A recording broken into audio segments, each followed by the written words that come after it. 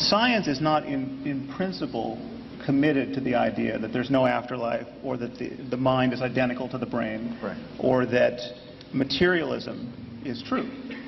Science is completely open to whatever in fact is true. And if it's true that the consciousness is being run like software on the brain and can, by virtue of ectoplasm or something else we don't understand, can be dissociated from the brain at death, that would be part of our growing scientific understanding of the world if we could discover it. Now, and there are ways we could in fact discover that if it were true. The problem is there are very good reasons to think it's not true. And we know this from now 150 years of neurology, where you damage areas of the brain and faculties are lost. And they're clearly, it's not that everyone with brain damage has their soul perfectly intact, they just can't get the words out. This is everything about your mind can be damaged by damaging the brain. You can cease to recognize faces, you can cease to know the names of animals, but you still know the names of tools. I mean, the fragmentation in the way in which our mind is parcellated at the level of the brain is not at all intuitive, and there's a lot known about it. And what we're being asked to consider is that you damage one part of the brain and the mind, something about the mind and subjectivity is lost. You damage another and yet more is lost. And yet if you damage the whole thing at death, we can rise off the brain with all our faculties intact, recognizing grandma and speaking English. Now,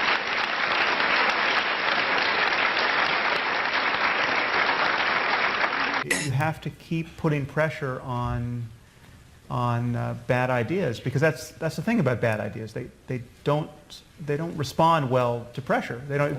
People have internal contradictions in their lives that they can notice because they're, do you think prayer works? Many people say yes, absolutely, I think prayer works. And then you say, okay, well, we have a new airline where the pilots are just going to rely on prayer to land the planes. Tickets will be cheap, and you can sign up. Who's going to sign up for that airline? If the pilot comes over the PA system and tells you that he's convinced that prayer is all he needs to land this plane, you're just going to see just stark terror on the faces of even the most religious people. And so that's a contradiction that can be pointed out. And we have to do that 1,000-fold and just keep doing it. But as you say, global warming, evolution, these are the jury's not out on questions, and many people just don't subscribe, and it's a failure of conversation ultimately. I write books about what's going on in the Muslim world because I have an expertise in what's going on in the Muslim world. I actually travel through the Muslim world. I study the Muslim world. I understand the conversations that are taking place.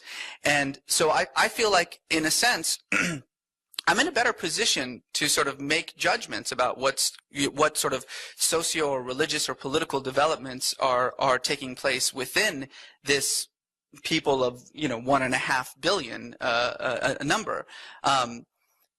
Statements like there are millions of Muslims who have this sort of death cult are profoundly inaccurate and are based on nothing except your sort of general impression of a region and of a religion that you have a very surface understanding of. Well, it's not. For instance, in the End of Faith, I cite these Pew polls that were done in 9 Muslim countries, actually not the most radicalized. And the most radicalized countries wouldn't let the polling be done. But even in Turkey, the Muslim success story on many fronts, the level of support for suicide bombing against non-combatants in defense of the faith was shocking. I mean, you just run the numbers. When 77% of people in Lebanon say that it is justified, that's, it's not a minority. It's not even close to a minority. Even if it were only 5% of the Muslim world that was radicalized by my lights, that is still a problem we have to talk about soberly. I mean, we're talking about 75 million people. Certainly, and I don't think anybody would say that, you know, that's not a conversation that we need to talk about. But it's a civilizational problem that is not amenable to simply saying that Islam is a religion of peace. I don't understand what Islamic civilization means. I mean, I don't. I'm talking about this global civilization. Oh, I see. I think, look, I'm curious, how many of you consider yourselves to be devout Muslims? See a show of hands. Don't mean to single anyone out, but not many. Now, you're all aware, of course, that the Quran exists and claims to be the perfect word of the creator of the universe. You're aware that once having heard of this possibility and rejecting it, you're all going to hell for eternity. I mean, needless to say, Dr. Craig and I are both going to hell if this vision of life is true. Okay, the problem is that everything Dr. Craig has said tonight, with a few modifications, could be said in defense of Islam. In fact, has been said in defense of Islam. Okay, the logic is exactly the same. We have a book that claims to be the word of the creator of the universe. It tells us about the nature of moral reality and how to live within it. Well, what if Muslims are right? And what if Islam is true? Okay, how should we view God in moral terms? How would we view God in moral terms? Or I should say Allah. Okay, we have been born in the wrong place, to the wrong parents, given the wrong culture, given the wrong theology. Okay, needless to say, Dr. Craig is doomed. He's been thoroughly confused by Christianity. I mean, just appreciate what a bad position he's now in to appreciate the true Word of God. I've been thoroughly misled by science. Okay, where is Allah's compassion? Okay. And yet, he's omnipotent. He could change this in an instant. He could give us a sign that would convince everyone in this room. And yet he's not going to do it. And hell awaits. And hell awaits our children because we can't help but mislead our children. Okay, now just hold this vision in mind. And first appreciate how little sleep you have lost over this possibility. Okay, just feel in yourself at this moment how carefree you are and will continue to be in the face of this possibility. What are the chances that we're all going to go to hell for eternity because we haven't recognized the Quran to be the perfect word of the creator of the universe? Please know that this is exactly how Christianity appears to someone who's not been indoctrinated by it. Perfectly clear to me that my style of conversation is not what can be broadcast to the Muslim world to change people's minds. I mean, that is your job. You are much better suited for that job. And I would agree with you that in order to empower the moderates of the Muslim world, drawing cartoons of the Prophet and writing paragraphs of the sort I've written is not a strategy. I'm not a diplomat. And I don't know, but what's troubling me is I don't know where the line is between encouraging moderation, representing what Islam could be. You know, Islam could be a religion of peace, perhaps. Jihad could be just an inner spiritual struggle and have nothing to do with holy war. Indeed, that we have to raise a generation of Muslims who believe those things. But pretending that it is already is problematic, because it isn't for so many millions of Muslims. And it may be that if you pretend hard enough, in fact, you become what you pretend to be. And maybe that's part of the process. But I think we have to admit to ourselves that we are confronting the behavior of a death cult among millions and millions of Muslims, not 10,000 who went to training camps in Afghanistan. We are confronting an endorsement of this kind of behavior and a reflexive political solidarity where Muslims side with other Muslims, no matter how sociopathic their behavior, simply because they're other Muslims. We can't deny the problem while trying to encourage a more benign face of the religion. Another problem with calling ourselves atheists is that every religious person thinks he has a knockdown argument against atheism. And we've all heard these arguments, and we are going to keep hearing them as long as we call ourselves atheists. We've all heard the argument that the atheist can't prove there is no God. Or as Rick Warren put it when I debated him for Newsweek, a rational person like him doesn't have enough faith to be an atheist. Because the idea that the universe could be created without a creator is the most extravagant faith claim of all. Now, as Richard just pointed out, these arguments are travesties if they're used to defend any specific conception of God. And we all know what to do in this situation. We have Russell's teapot, we have the thousands of dead gods, and now we have a flying spaghetti monster, the non-existence of which can't be proven, and yet the existence of which is, a belief in which is acknowledged to be ridiculous by anyone. The problem is we have to keep having the same argument over and over again. So too with the greatest crimes of the 20th century argument. How many times are we going to have to counter the charge that Hitler, Stalin, and Pol Pot represent the end game of atheism? I got news for you. This meme is not going away. I argued against it in The End of Faith, and it was immediately thrown up at me in reviews of the book as though I had never mentioned it. So I mentioned it again in the afterword to the paperback of The End of Faith. And this did no good whatsoever. So then I brought it up again. At the risk of boring all of you, I brought it up again in Letter to a Christian Nation. And Richard did the same in The God Delusion. And Christopher took a mighty whack at it in God Is Not Great. I think this argument will be with us for as long as we call ourselves atheists.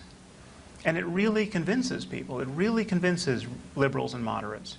It even convinces the occasional atheist. Why should we stand obediently in the space provided? Why should we stand in the space carved out by the conceptual scheme of theistic religion? I mean, it's as though our opponents, before any debate, have drawn the chalk outline of a dead man on the sidewalk, and we just walk up and lie down in it.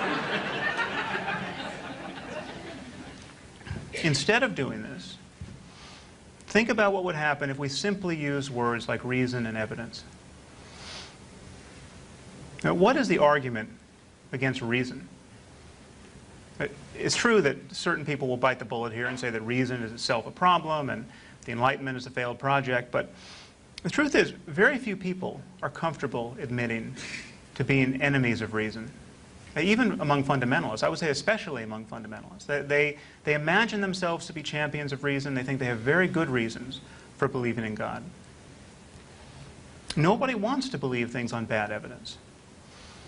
The desire to know what is actually going on in the world is very difficult to argue with. And insofar as we represent merely that desire, we become difficult to argue with. And this desire is not reducible to an interest group. It's not a club, and it's not an affiliation. And I think trying to make it one, or giving the appearance that it is one, necessarily diminishes its power.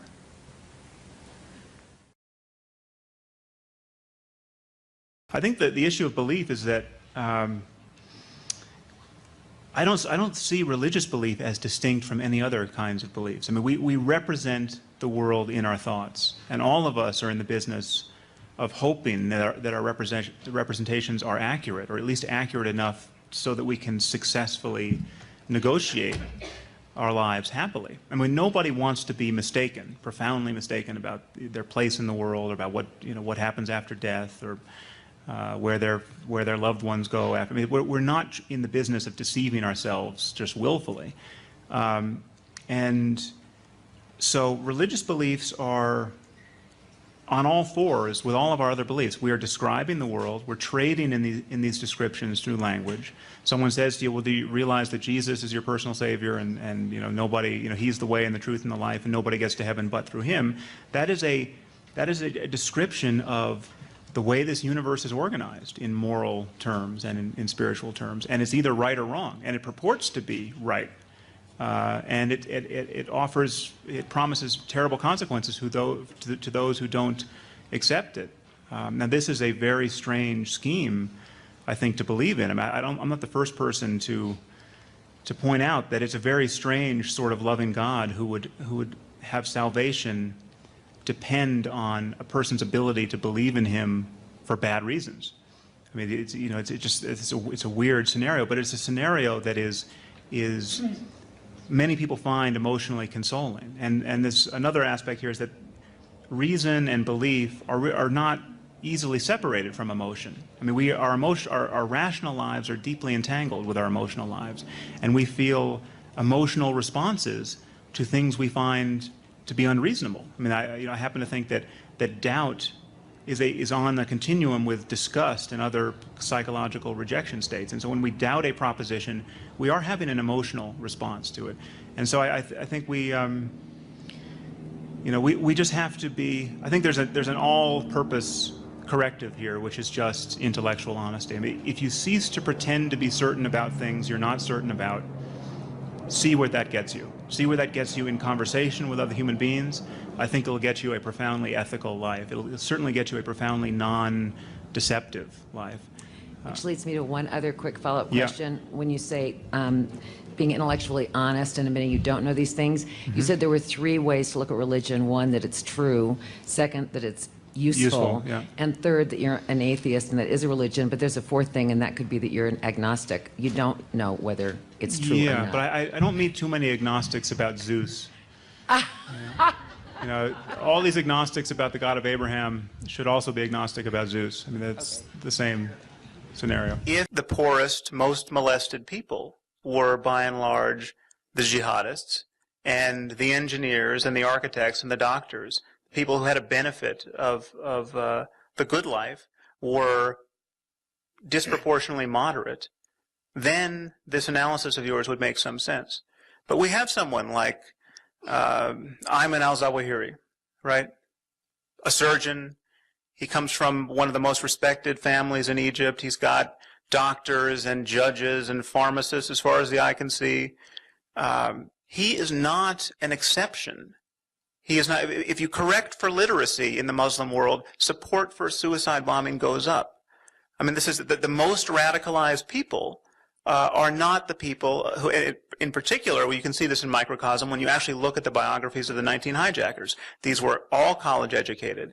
Many of them had PhDs. I mean, it's just not religion really is separable as the most important variable. And what is actually right on the surface to be seen is that these people are telling us what is motivating them. The jihadis are talking all day long about the pleasures that await martyrs in paradise, the horrors of living in proximity with the infidels, the desecration of the Muslim holy sites by the proximity of infidel troops on the ground. I mean, this is, Osama bin Laden tells us what motivates him. He's telling us why he's not living in Paris and dating models with his inheritance. I mean, he is being quite articulate ad nauseum. And so to deny the role that religion is playing, I would never for a moment say that there are not poor, mistreated people driven to extremis and to extreme violence for reasons other than religion. Of course, that happens. But this is a separable component which we have rendered, by the terms of our discourse, by our emotional attachment to it, immune to criticism. It is taboo to say that the Quran is bogus as a document that describes the history of the evolution of our species, as a document that makes really cogent prescriptions about how to live in the 21st century, as is the Bible. Almost entirely bogus if you're going to take it as a text to live by. It is taboo to say that. You could not possibly get elected in this country if you even openly doubted whether or not there was a creator God listening to the prayers of your constituents. I mean, this is the world we are living in, and it's Sam, obscurantism. The ancient philosopher Blaise Pascal wrote in his Pensées, "The heart has reason in which reason does not know. We know this in countless ways." What would you say to people who try to lead a good and just life by through their religion and by following what is in their hearts, rather than following the literal sayings of the Bible and following reasoning? Yeah, well, I certainly don't mean to diminish experience that has nothing to do with coming to a rational understanding of the way the world works. I mean, much of our experience is not a matter of reason. It's not a matter of belief even, and some of the most important aspects of our experience aren't. So experiencing love and devotion and awe, I mean, these are features of our subjectivity that I think are extraordinarily valuable. The important thing to recognize is that if you think the only real container, the only viable container for those experiences is your denominational church, is the language of your ancestors, you know, if you're still committed to being a Christian or a Muslim or a Jew, I think you are tacitly supporting the religious divisions in our world. I mean, you are giving cover, I think, quite explicitly to all of the people who take their holy books far more seriously. I mean, I can't tell you how much time I and other people have spent having to fight the battle against the liberals and moderate Christians and Jews and Muslims who will insist upon the viability of these denominations and of raising their children to think that they're Christians and Muslims and Jews, and who will never admit that any of the extremist behavior going on in the name of their faith has anything to do with religion. And so there's no question in my mind that it provides a kind of friction in our discourse where we really can't call a spade and say, okay, this is much of the Bible and the Quran is just life-destroying gibberish, and we just have to acknowledge this and cease to take these books seriously. I mean, there's a false assumption about science operating here. Science is not in principle committed to the idea that there's no afterlife, or that the mind is identical to the brain, right, or that materialism is true. Science is completely open to whatever in fact is true. And if it's true that the consciousness is being run like software on the brain and can, by virtue of ectoplasm or something else we don't understand, can be dissociated from the brain at death, that would be part of our growing scientific understanding of the world if we could discover it. Now, and there are ways we could in fact discover that if it were true. The problem is there are very good reasons to think it's not true. And we know this from now 150 years of neurology, where you damage areas of the brain and faculties are lost. And they're clearly, it's not that everyone with brain damage has their soul perfectly intact. They just can't get the words out. This is everything about your mind can be damaged by damaging the brain. You can cease to recognize faces. You can cease to know the names of animals, but you still know the names of tools. I mean, the fragmentation in the way in which our mind is parcellated at the level of the brain is not at all intuitive, and there's a lot known about it. And what we're being asked to consider is that you damage one part of the brain, and the mind, something about the mind and subjectivity is lost. You damage another, and yet more is lost. And yet if you damage the whole thing at death, we can rise off the brain with all our faculties intact, recognizing grandma and speaking English. Now,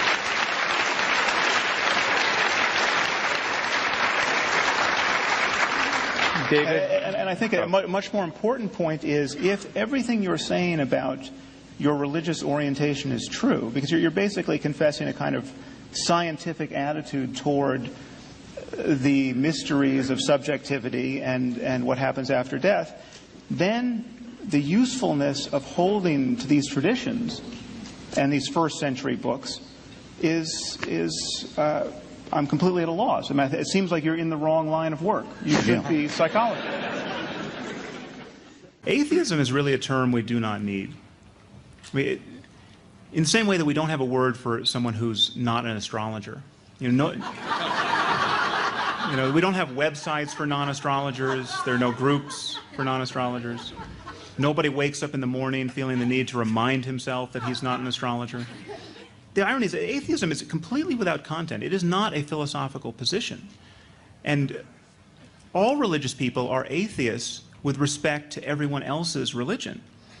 I mean, we're all atheists with respect to the thousands of dead gods who lie in that mass grave we call mythology. I mean, think of Thor and Isis and Zeus. These were once gods in good standing among our ancestors. But more importantly, every Christian rejects the claims of Islam, just as I do. Muslims claim that they have the perfect word of the creator of the universe. Why do they believe this? Because it says so in the book. Sorry, not good enough. So this term atheism really is misleading. We're talking about specific truth claims and their evidence, or lack thereof. The atheist is simply saying, as Carl Sagan did, that extraordinary claims require extraordinary evidence.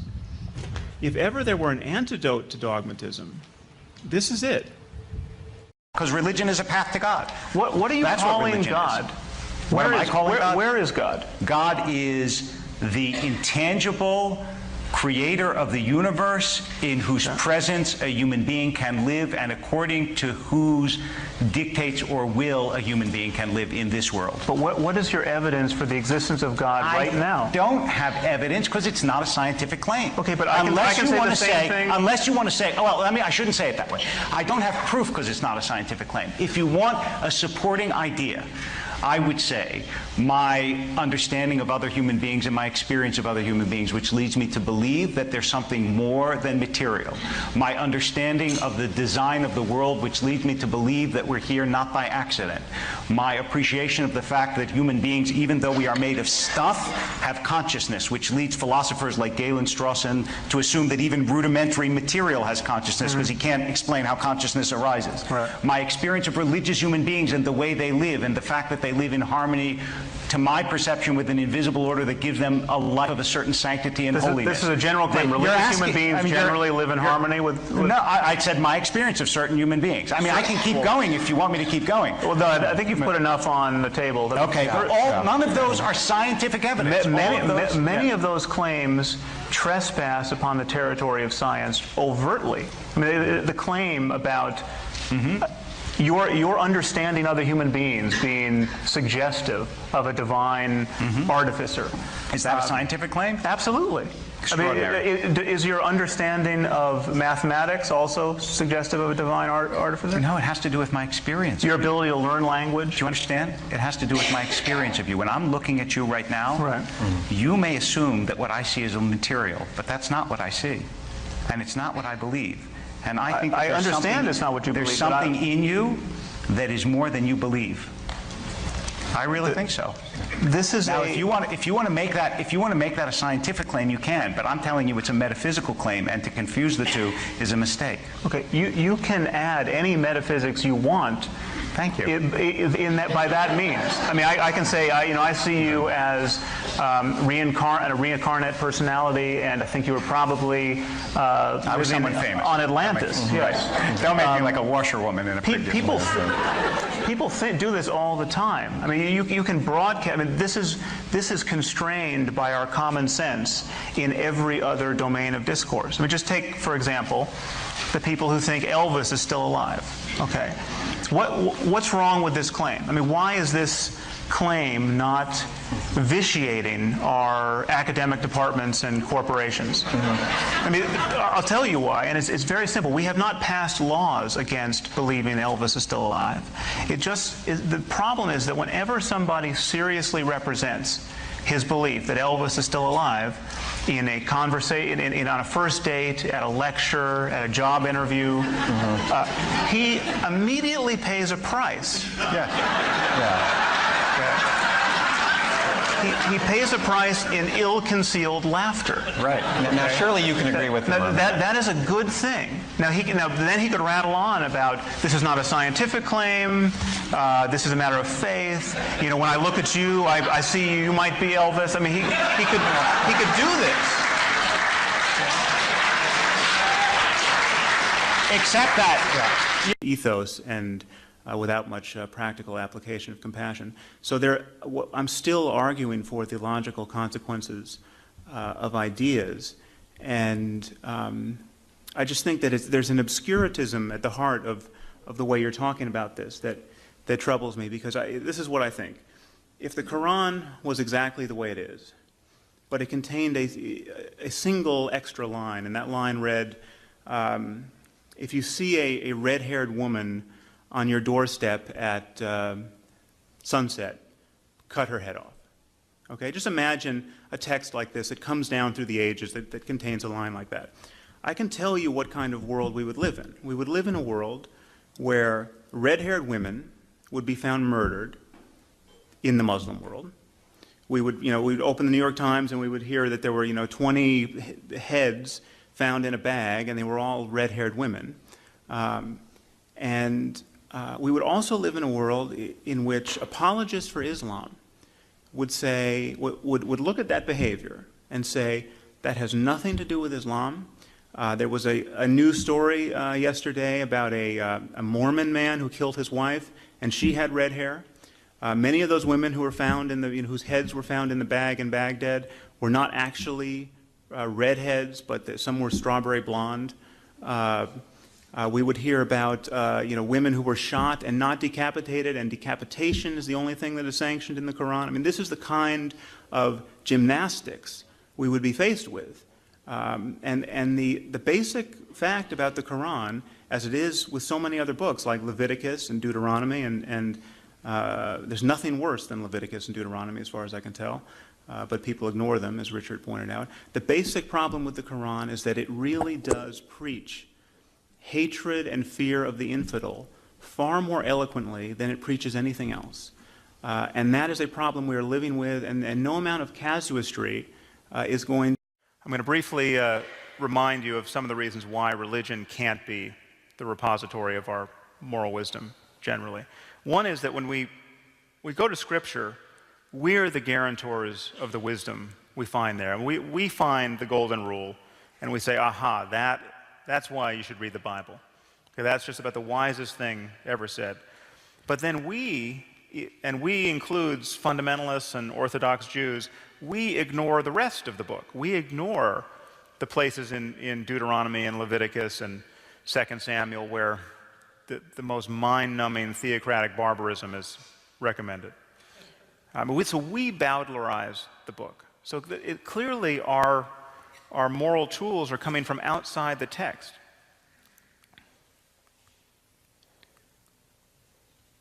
There's also the fact that there's obvious contradictions between the world's faiths. And this is a map of world religion. This is an example I've taken from my colleague Richard Dawkins. This is not how knowledge spreads over the face of the earth. I mean, there's no reason, if you're in the business of understanding truths of any kind, truths about human well-being, truths about the universe, you wouldn't expect your belief system to hug national boundaries in this way. And no one, I think, if you just imagine India. Is it possible that they believe, the billion Hindus in India at the moment, that they alone, among all the world's people, well, they could probably build me a better remote, there's no doubt about that. Do they even think that they know that Ganesh, the elephant-headed god, exists and must be worshipped? I mean, this is not the way we're discovering things about the nature of the world. The people are accidentally born into the right belief system by dint of geography.